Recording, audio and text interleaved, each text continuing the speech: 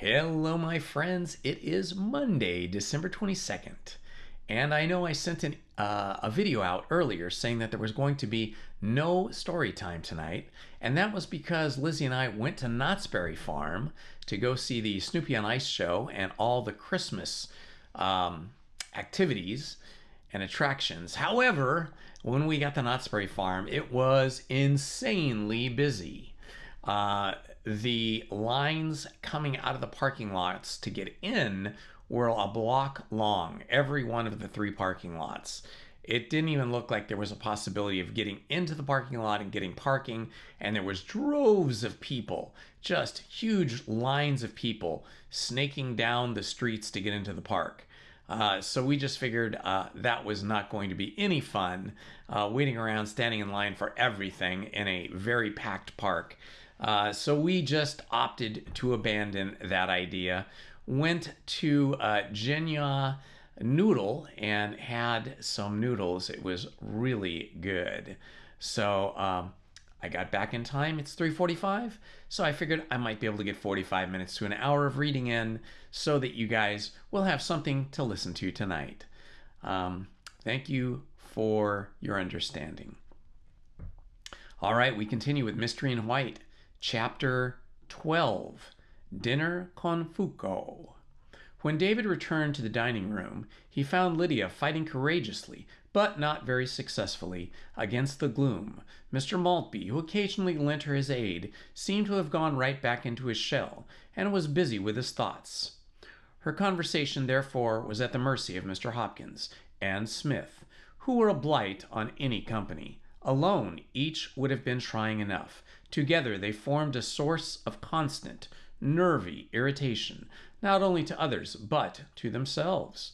Mr. Hopkins was the worst. His attempts to conceal the obvious fact that he was ill at ease had turned him spiteful and forgetful of the danger of inciting the cockney, or else unable to control himself. He was visiting his spitefulness on that inflammatory individual. He had some cause.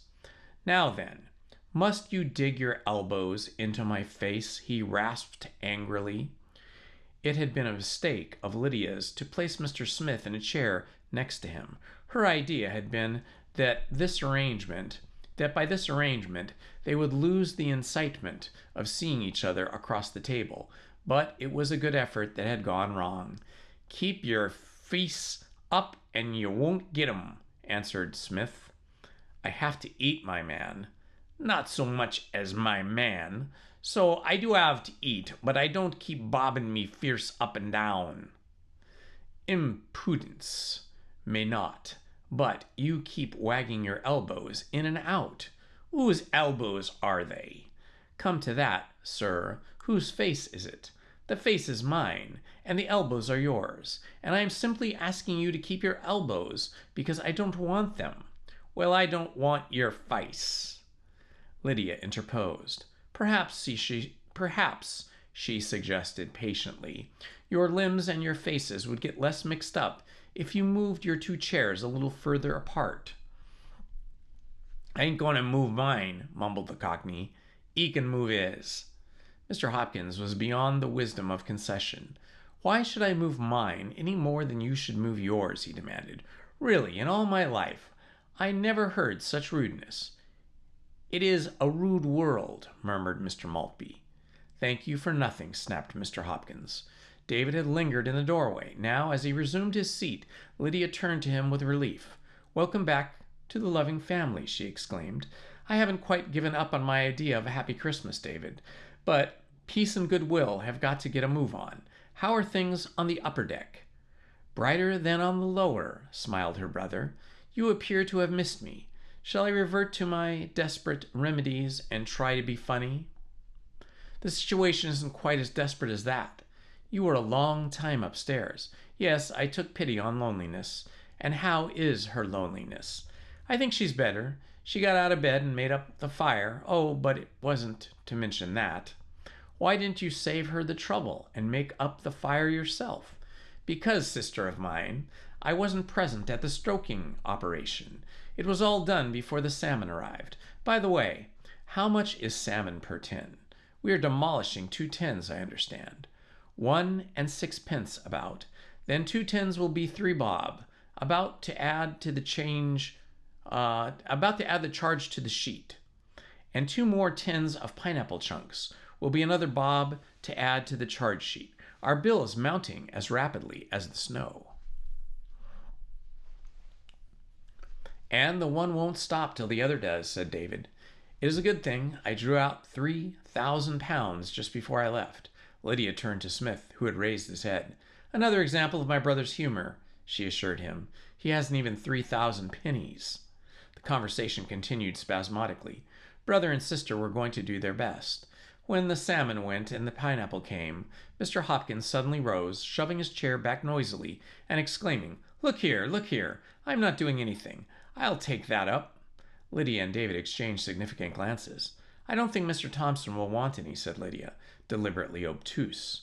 Thompson, eh? Jerked Mr. Hopkins. Well, what about Miss Noyes?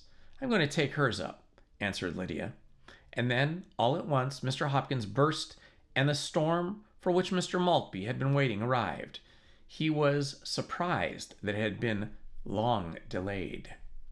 What the hell's the matter with me? Mr. Hopkins cried, his face growing purple. What's everybody got against me?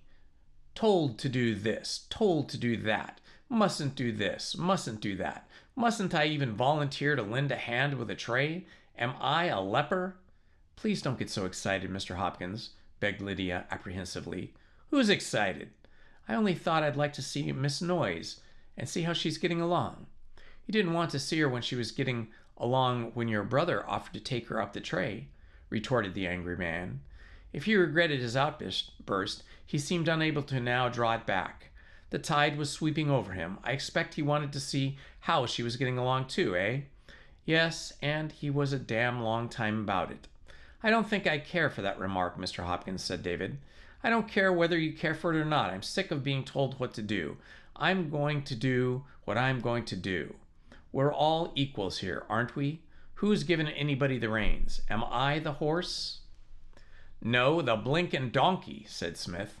Mr. Hopkins swung around fiercely. Now and then, I don't want any more of your impudence, he cried. You're the one that ought to be sat upon, yes. And why aren't you? Coming here and lying, and everybody sitting down under it? What's that? Interrupted the Cockney, his ugly face darkening. Oh, shut up. Who's lying? You, and you know it. Now shut up. Smith's fingers began to press into the tablecloth as though he were trying to hold them down. I'm to shut up, am I? He glared. I'll shut up when you've taken that back. I'm not going to take anything back, said Mr. Hopkins. Oh, you won't? No. Mr. Maltby cleared his throat. I think, gentlemen, he began, but he got no further. Smith cut him short. You keepin' of that? He cried. This is me, and I don't let bags o' flabby flesh call me a liar, and I ain't lettin' it go this time. He turned back to Mr. Hopkins. When did I lie? Go on, let's have it. There's no need for me to remind you, answered Mr. Hopkins, struggling to keep his voice steady. Ain't there? Well, that's where I sees it different. When did I lie? All right, damn you. If you want, you'll get it. When you said you weren't on our train. Oh, you was on the train? I've not denied it. Well, why should I? You want that too. Go on, Mr. Hopkins hesitated. His face was now more purple than ever, but not only with anger. He was struggling against fear. See, yer ain't got nothin' ter say. You're a gas bag, and what's you're a gas bag. And for 2 pence, I'd take your bloody nose and twist it off your... Because you're a murderer? That's why, screamed Mr. Hopkins. Because it was you who killed that man. Now you have got it. The next moment he fell back as Smith's fist caught his chin. Quick, David, said Lydia quietly, while Mr. Maltby rose from his chair. But David was already on his feet, and was hurrying round to the other side of the table. Mr. Hopkins made an effort, but before he could recover, Smith was on him again. Lydia never forgot Smith's face at that instant. She described it afterwards as just sheerly homicidal, as Mr. Hopkins' arms wound despairingly around him. The Cockney's fingers pressed on his throat. Mr. Hopkins' face did not make a pleasant memory either. "I shouldn't worry, Mr. Smith," came Mr. Maltby's voice, with a calmness that was almost unbelievable because of his inappropriateness. "It was Mr. Hopkins who is the murderer." Smith's fingers paused in their pressure. "Let him go. We'll manage the rest." Behind Smith's back, Mr. Maltby made a swift sign to David, and David, wise to the ruse, threw himself upon the Cockney, while Mr. Hopkins slipped limply to the floor. But the Cockney had a brute's strength, and the instinct of self-preservation, coupled with a ferocious anger at having been duped, made him fight like a tiger. Chairs went over. So did Mr. Maltby, and when he met one of the chairs on his way to the fray, Lydia seized somebody's leg, to find it was her brother's. Momentarily released by this mishap, Smith leapt away, snatched a knife from the table, and escaped from the room. In a flash, Lydia was after him. When she reached the hall, she found it empty. She did not look for the frenzied fugitive, but raced up the stairs without stopping till she was outside Jessie's door. Then she paused, took a deep, much-needed breath, and called through, "All right in there?" "Yes." "Is anything happening?" came the response from the bed. "No, just came to inquire. Bring you your next course in a minute or two." She stood hesitating. She did not believe that Smith had ascended the stairs, but she felt she could not leave the door till she was certain. From below came sounds. David and Mr. Maltby and now recovered, and were beginning their search. "Lydia, where are you?" It was David's anxious voice. She realized that she must show herself to allay that anxiety, and slipped to the top of the stairs. "Up here," she called down softly. "I don't think he came this way." Then she heard an exclamation. "No, he didn't," David called back. "Stay where you are." The exclamation came from Mr. Maltby. An icy draught had led him into the kitchen, towards the back door, with a window by the door which was open. Somehow or other, Smith had scrambled out. That, at any rate, was the inference. The back door itself was blocked by a snowdrift. David joined the old man. For a moment they stared out into the darkness, flecked with whirling white. Mr. Maltby raised his hand to close the window. "Good riddance," muttered David. "It's a pity he got that knife," answered Mr. Maltby. "The knife won't do him much good out there," replied David. "I wonder how long he'll last." He also wondered why Mr. Maltby did not close the window. "For a moment I thought, well, this open-air treatment won't help our health." He began to pull the window down. Then he paused again. A terrified shriek pierced the darkness, leading to a new horror. "My God! What was that?" gasped David. He strained forward, but Mr. Maltby shoved him away and closed the window resolutely. "We'll get back to the dining room," he said. "We've things to talk about." Chapter 13. Exhibit B. They found Mr. Hopkins sitting on the dining room floor, looking very sorry for himself. He was no longer purple, he was white, and his eyes were watering. He also seemed to be experiencing some difficulty in swallowing. "That fellow nearly choked me," he spluttered. "You were fortunate that he did not quite choke you," replied Mr. Maltby without sympathy. "I see. I'm in the wrong again. Very much in the wrong again. I have never seen more pitiable example of lack of control and lack of intelligence. We all knew Mr. Smith had murdered a man, probably by the same method by which he nearly murdered you. But Smith did not know we knew until you told him." "He knew I knew," mumbled Mr. Hopkins. "I doubt from his attitude whether he knew himself," retorted Mr. Maltby. While Mr. Hopkins looked incredulous, David looked almost equally astonished. "Surely, sir," he exclaimed, "if he didn't know, why did he leave the train in such a hurry?" "Yes, and a lie about it," added Mr. Hopkins, gulping. "Tell me that." "One reason you do not know yet," answered Mr. Maltby, "but the other should be obvious. He knew he had hurt this man. He did not know, I am reasonably convinced, the full extent of the damage.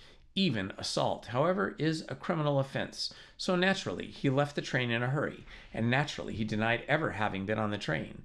Do you conceive that if he had a definite murder on his conscience, and had assumed our own equal knowledge of it, he would have acted as he did? He was anxious and worried. You, Mr. Hopkins, gave him particular cause for anxiety, but he thought that, for the time being, he was better off with us than where he is now, out the window.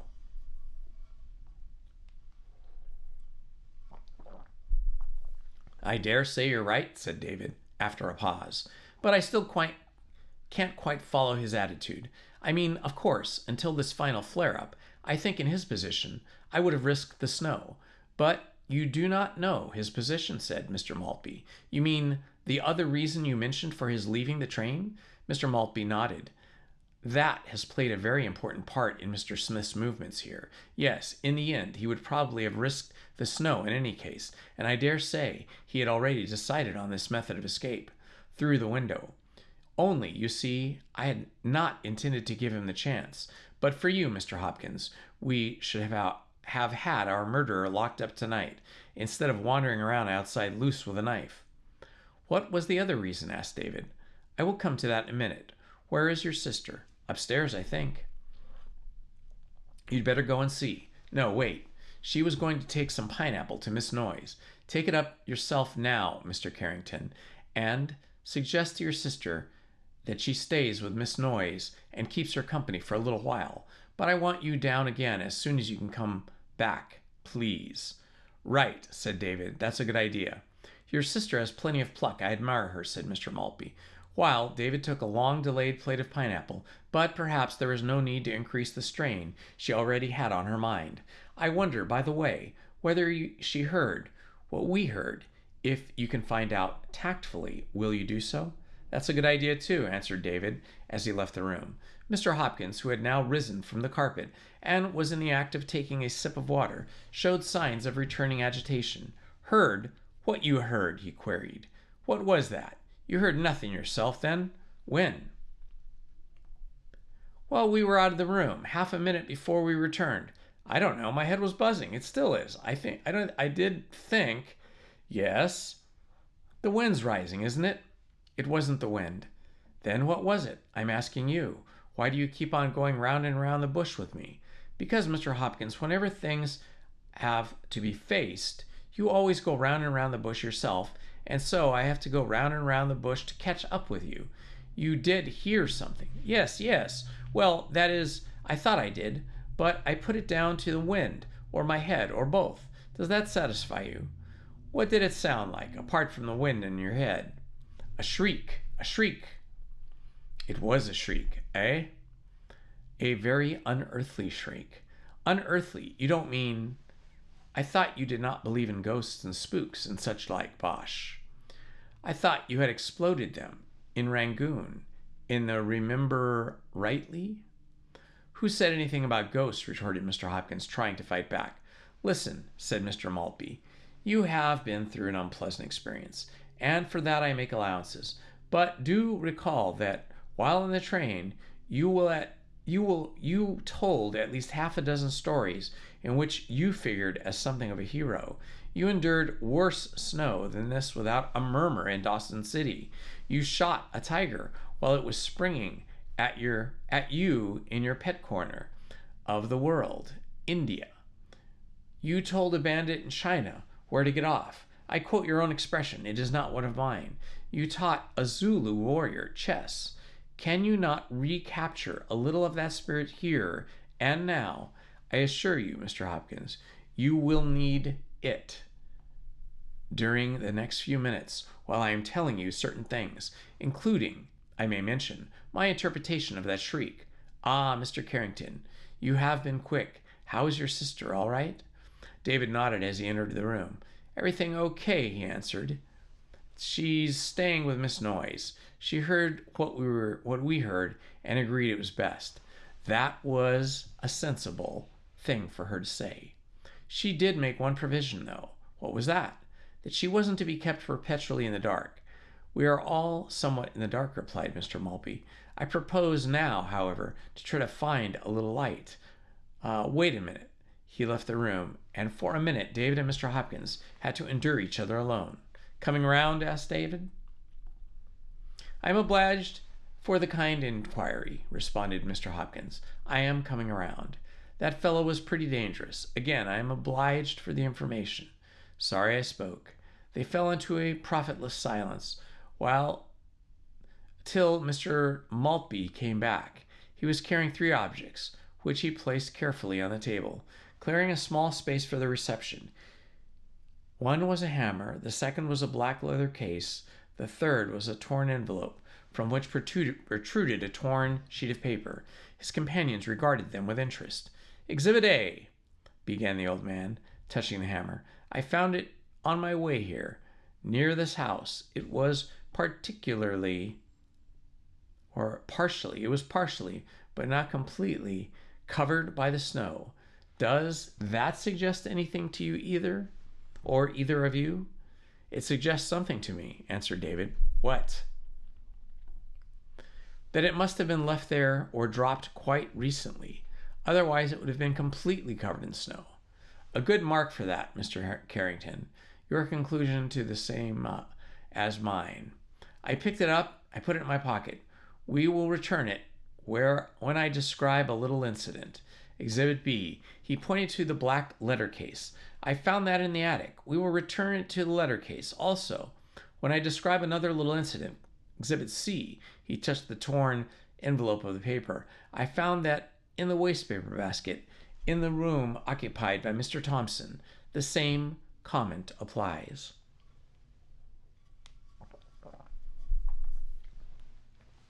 I have mentioned these 3 articles in order in which I found them, but we will deal first with the second Exhibit B, because that applies to the subject of our first inquiry, namely Smith. I think I can reconstruct his complete story. That is, from just before he left the train to just after he left here finally. At least, we hope finally, but there may be more of his story to come.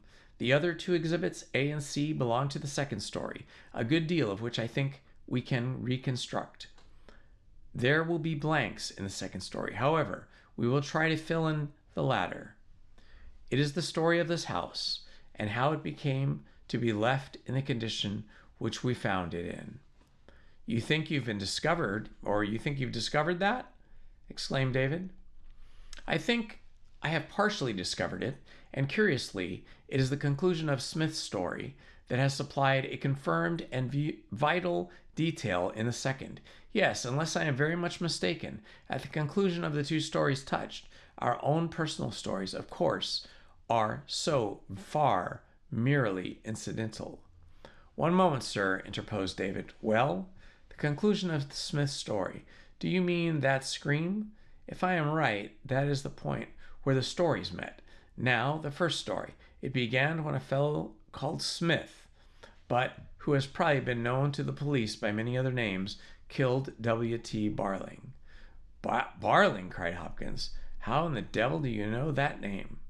"The name is not mine and does not have any address, but it is on a card in the letter case. No, don't touch it," he added sharply, as Mr. Hopkins' hand stretched forward. "Don't touch anything. You can be sure of that. Ever since I have realized their significance, I have handled these exhibits most carefully, as I have handled the bread knife when put away. There are many useful fingerprints on some of these articles."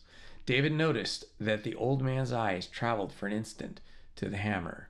"The case also contains 44 one-pound treasury notes," continued Mr. Maltby, "worth risking a man of Smith's mentality. Still, we may be reasonably sure Smith did not realize the risk he was taking when he stole the camera. Let me reconstruct Smith's actions, and you can tell me where my logic is faulty. Barling, in the compartment next to us, dozes in his corner. Smith, the only other person in which the compartment and real lifeness had opportunity. Barling may have displayed his case before he slept, or Smith may have merely got a good guess.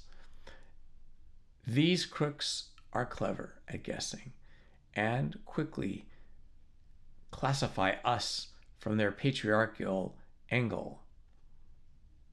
And it is a particular angle. How was Barling dressed as Mr. Hopkins? Do you remember?" No. Yes, I do. jerked Mr. Hopkins. Tweed's rather loud. That's right. Did he look like a sporting man? Well, now to come to think of it, of course, I could be sure. I'm not asking you to be sure, just your impression. Well, that was my impression. That to stay and not do time. But, well, now you come to mention it. Then it would fit our facts if Barling, sportsman, had made a packet and had unwisely bloated about it. Anyway, Smith stole the case, but wasn't quite clever enough and woke Barling up. There was a tussle. We didn't hear anything, interrupted David. Did you hear anything while Mr. Smith's fingers were pressed at Mr. Hopkins' throat? Mr. Hopkins looked very startled, then gulped at the memory. It was a swift struggle. Probably the whole thing flared up in an instant, and before the two men realized it, they were at each other's throats. One Smith smells definite danger. He doesn't wait. He acts. My God, yes, muttered Mr. Hopkins.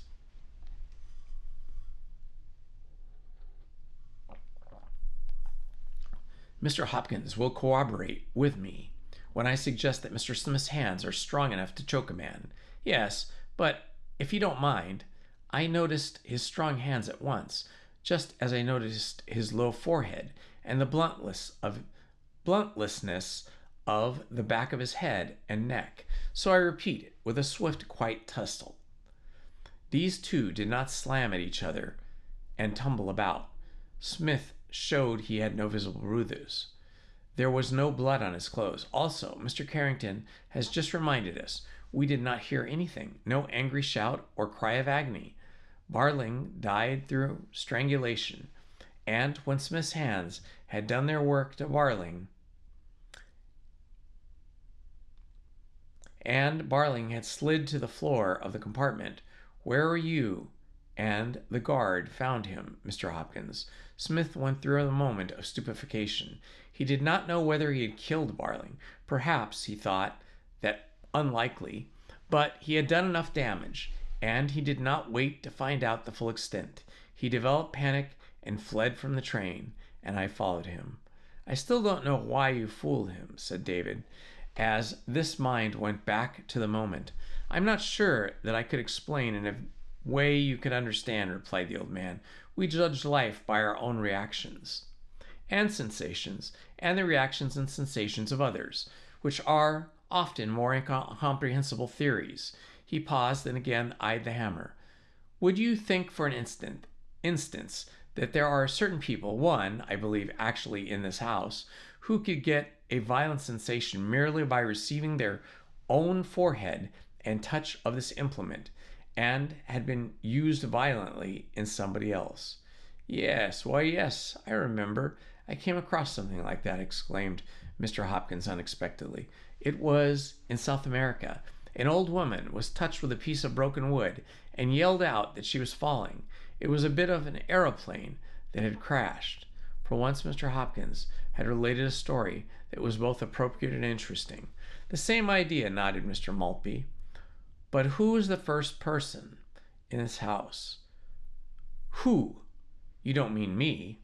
No, not you, or myself. I merely gave that psychic faculty as one example of this seemingly impossible. My own experience was not due to actual terminology and contact with any article. I left the train through a sequence of connected sensations, one occurring so rapidly that after the other they created me in an unforgivable impulse. Naturally, I had to go at the time that the murder had been committed. Otherwise, they would have pinned it. They would have acted differently and maybe pinned it on me. You will recall, Mr. Hopkins, when I told you your news of the tragedy, I guessed the compartment it had occurred in, was also able to indicate then its nature. The first sensation was the uneasiness, sometimes, but not always, received when anything violent had just happened. I received it sometimes when it was going to happen. Have you got it now? Inquired Mr. Hopkins. I am convinced that something is going to happen, replied Mr. Maltby. But whenever violent But whether violent or not, I cannot say. The second sensation was due, I think now, to a sound. So after all, Barling may have made some sound caught faintly, but not decipherably by my own ear. The third, of course, was more obvious in nature. It was due to the sudden sight of Smith himself. I knew without any evidence that here was a man running away, and that he needed catching my mistake. Catching me. My mistake, he added whimsically, was to imagine that I could catch him. As you know, I lost Smith. He melted away in the snow, and while I floundered after him, getting lost myself, and, as you will learn in due course, gaining my first glimpse of the second story, this is what Smith did.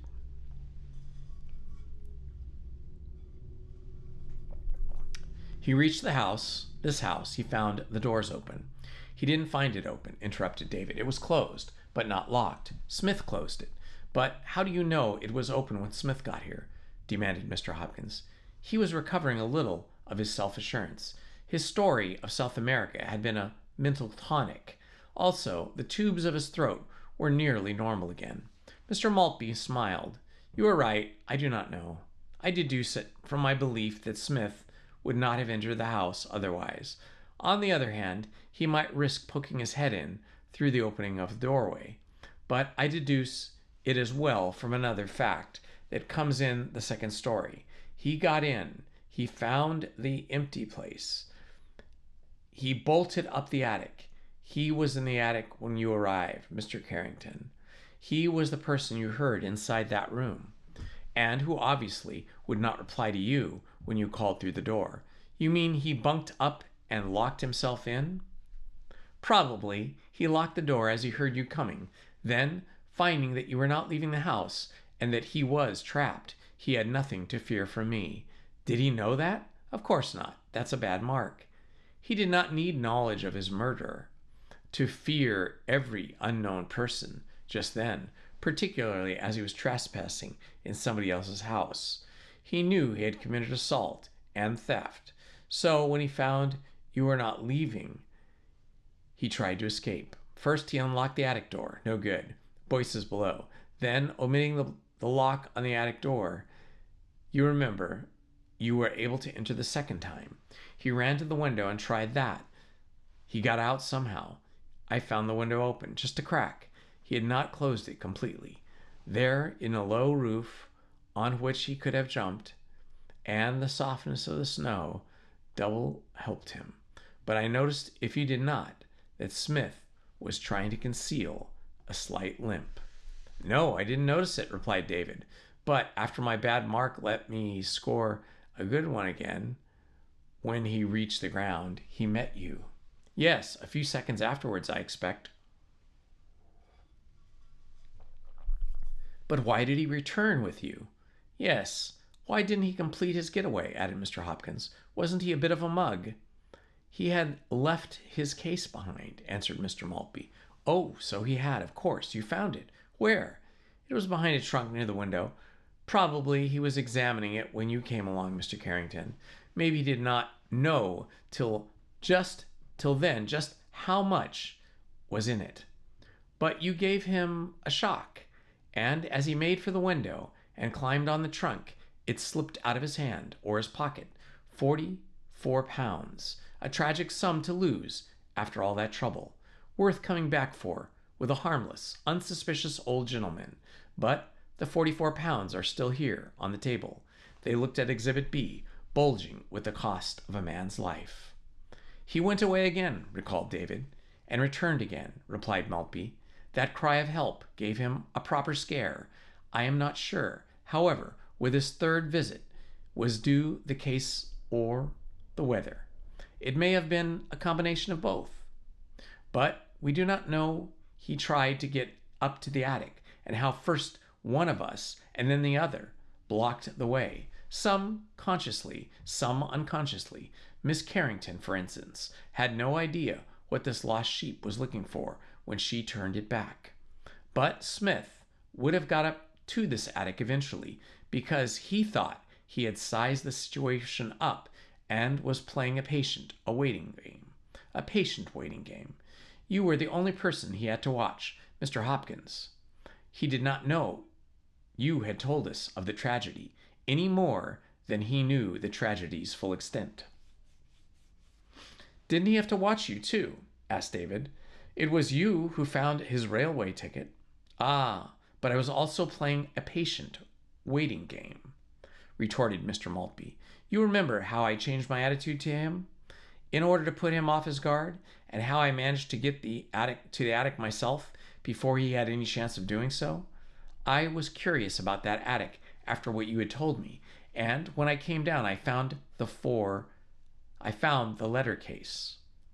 But I didn't want Smith to know that I had found it until I had cogitated a little bit more about the ticklish situation.